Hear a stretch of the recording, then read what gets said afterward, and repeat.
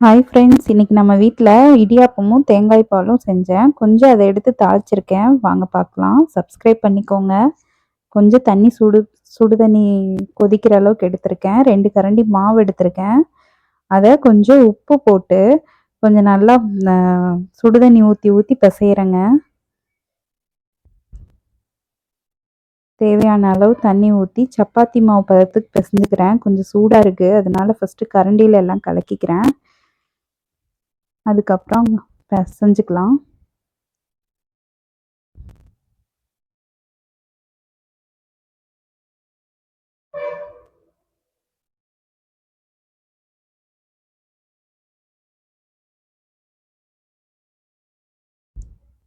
இப்போ கை பொறுக்கிற சூடு ஆயிடுச்சு. அதனால இப்போ கையில் பிசைகிறேங்க.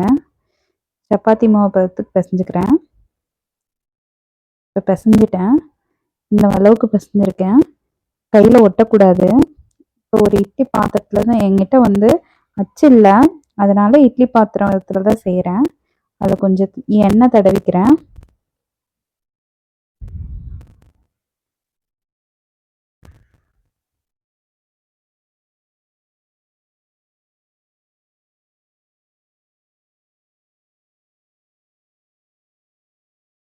நல்லா புழிஞ்சு விட்டுட்டேங்க. நல்லா வந்திருக்கு. நான் ஏதாவது உடைஞ்சு போகுமோ, இடையிலே கட் ஆகுமோ அப்படின்னு நினச்சேன். ஆனால் இல்லை, நல்லா நல்லா வந்திருக்கு. சுடுதண்ணியில் பிசைஞ்சா நல்லா இருக்குது. மாவும் நல்ல மாவு, அதனால வீட்லேயே அரைச்சது.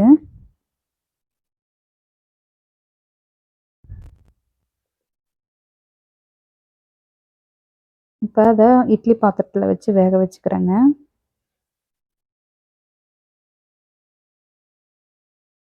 ஒரு 10 நிமிஷம் வேகட்டும். இப்போ 10 நிமிஷம் வெந்துருச்சு. 7 செகண்ட் வெந்தால் போதும். இப்போ அதை ஒரு ஹாட் பாக்ஸில் எடுத்து வச்சிடலாம்.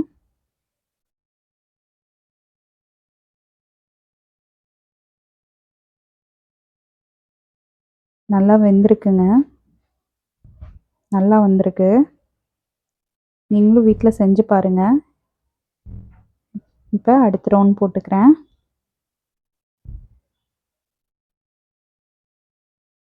இப்போ கொஞ்சம் எடுத்து அதை தாளிக்க போகிறேன். அதனால இருக்கிற மாவில் எல்லாத்துலேயுமே பிழிஞ்சு வேக வச்சிடலான்னு சொல்லி வேக வச்சிட்ருக்கேங்க.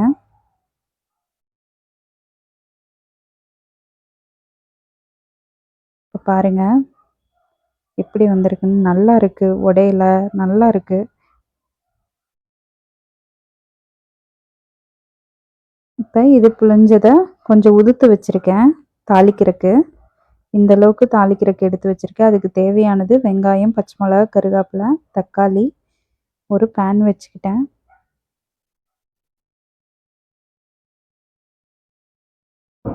உதுத்து வச்சுருக்கேன். கொஞ்சம் எண்ணெய் ஊற்றிக்கலாம். எண்ணெய் காஞ்சிருச்சு. கொஞ்சம் கடுகும் சோம்பும் போட்டுக்கிறேன். கருவேப்பிலை, பச்சை மிளகா, வெங்காயம் எல்லாத்தையும் போட்டு நல்லா வதக்கிடலாம்.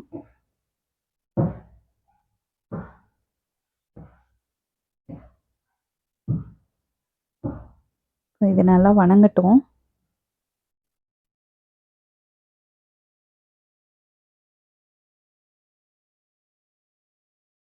இப்போ நல்லா வெந்துருச்சுங்க.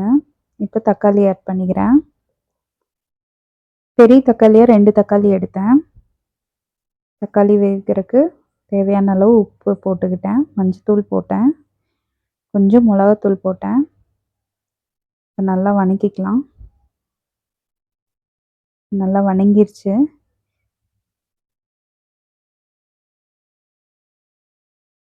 நல்லாவே வதங்கிருச்சு. தக்காளி தோல் தனியாக வர அளவுக்கு வதங்கியிருக்கு. இப்போ எடுத்து வச்சுருக்க நூல் புட்டு அந்த இதை இப்போ போட்டு பரட்டிக்கலாம்.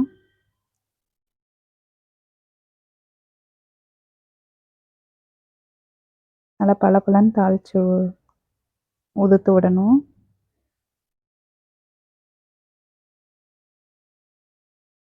நல்லா வந்திருக்குங்க. டேஸ்ட்டாகவும் இருந்துச்சு. நீங்களும் எல்லாம் வீட்டில் செஞ்சு பாருங்கள்.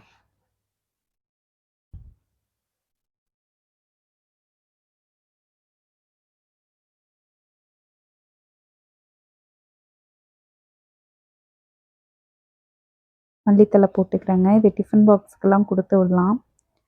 நல்லாயிருக்கும். செஞ்சு பாருங்க. அவ்வளோதான், சந்தகம் ரெடி. எல்லாம் லைக் பண்ணுங்கள், ஷேர் பண்ணுங்கள், சப்ஸ்கிரைப் பண்ணுங்கள். இதுதான் நம்மளோட டிஷ்ஷு. பாருங்க, நல்லா இருந்தது. தேங்க்யூ.